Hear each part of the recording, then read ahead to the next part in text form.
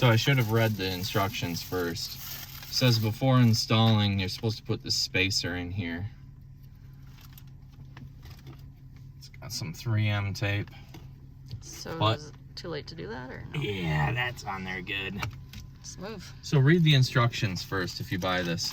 And also I think this is for going over the vent clips, if that's what you want to do, which I'm not going to do. It's got a vent clip. See, this is what I did wrong. Please install the included spacer before installing the bracket.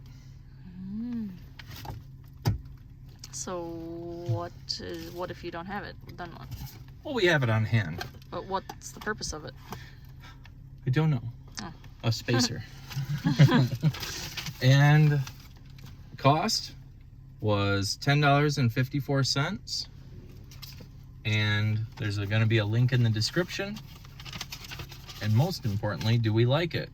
I do like it. It was worth the money.